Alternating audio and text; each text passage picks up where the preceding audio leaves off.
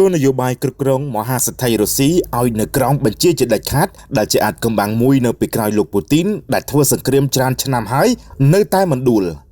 នៅក្នុងរយៈពេល25ឆ្នាំនៃការកាន់អំណាចរបស់ប្រធានាធិបតីរុស្ស៊ី Vladimir Putin រចនាសម្ព័ន្ធនៅក្នុងប្រទេសរុស្ស៊ីបានផ្លាស់ប្ដូរពីរបបសេដ្ឋីមានឥទ្ធិពលលើនយោបាយមកជារបបនយោបាយដែលមានឥទ្ធិពលលើលោកជាដាច់ខាតលើសេដ្ឋីបើទោះបីជាសង្គ្រាមនៅអ៊ុយក្រែនបាននាំមកនូវទណ្ឌកម្មសេដ្ឋកិច្ចយ៉ាងធ្ងន់ធ្ងរពីសំណាក់លោកខាងលិចក៏ដោយក៏ចំនួនមហាសេដ្ឋីនៅក្នុងប្រទេសរុស្ស៊ីបានហក់ឡើងដល់កម្រិតខ្ពស់បំផុតជាប្រវត្តិសាស្ត្រពលគឺបានកើនឡើង140នាក់នៅក្នុងឆ្នាំ2024យោងតាមការចុះផ្សាយរបស់សារព័ត៌មាន BBC និង The New York Times កាលពីថ្ងៃទី28ខែធ្នូកន្លងទៅបានឲ្យដឹងថាលោកពូទីនបានប្រើប្រាស់យុទ្ធសាស្ត្រយ៉ាងមុតស្រួចដើម្បីបង្ក្រាបមហាសេដ្ឋីណាដែលហ៊ានបញ្ចេញមតិរិះគន់សង្គ្រាមករណីជាក់ស្ដែងគឺលោក Oleg Tinkov ដែលជាស្ថាបនិកធនាគារ Tinkoff Bank ដែលជាធនាគារធំលំដាប់ទី2នៅរុស្ស៊ីបន្ទាប់ពីលោកបានបង្ហោះសាររិះគន់សង្គ្រាមថាគឺជារឿងឈួតលីលាដោយរដ្ឋាភិបាលរុស្ស៊ីក៏បានបង្ខំឲ្យលោកលក់ភាគហ៊ុនក្នុងតម្លៃត្រឹមតែ 3% នៃតម្លៃទីផ្សារប៉ុណ្ណោះ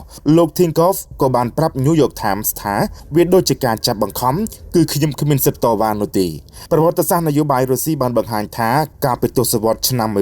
1990ក្រុមសេដ្ឋីដែលមានអំណាចខ្លាំងរហូតជាអត្តពលទៅដល់ការជ្រើសរើសប្រធានាធិបតីជាស្ដែងលោក Berezovsky ធ្លាប់បានអះអាងថាលោកគឺជាអ្នកនៅពីក្រោយនៃការជួលឲ្យលោកពូទីនឡើងកាន់អំណាចក្នុងឆ្នាំ2000ក៏ប៉ុន្តែក្រោយមកជោគវាសនារបស់សេដ្ឋីទាំងអស់នោះបានធ្លាក់ចុះដុនដាបប្រសិនបើមិនចុះចូលទៅនឹងវិមានក្រំឡាំងនោះទេលោក Berezovsky ត្រូវបានគេរកឃើញថាបានស្លាប់ដោយអាចកំបាំងនៅក្នុងចក្រភពអង់គ្លេសក្នុងឆ្នាំ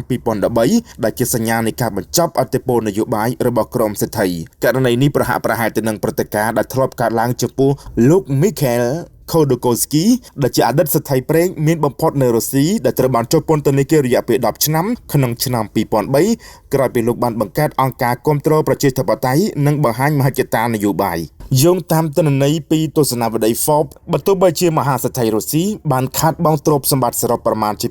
$263លានអាមេរិកនៅក្នុងឆ្នាំ2022យ៉ាងណាក៏ដោយក៏ប៉ុន្តែនៅឆ្នាំ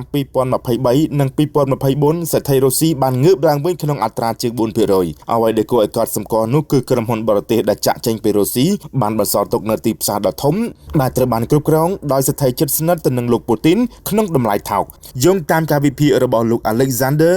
Kolyanpre មកពីមជ្ឈមណ្ឌលវិភាគនយោបាយអឺរ៉ុប CEPA លោកខាងលិចប្រហែលជាបានដើរតួជាអ្នករុញច្រានឲ្យក្រុមសេដ្ឋីទាំងនេះកាន់តែមានភាពស្អិតរមួតជាមួយទៅនឹងលោកពូទីនដោយសារតែពួកគេគ្មានផ្លូវដើរសេដ្ឋីរុស្ស៊ីបច្ចុប្បន្នគឺជាកងទ័ពសេដ្ឋកិច្ចដែលជួយទ្រទ្រង់សង្គ្រាម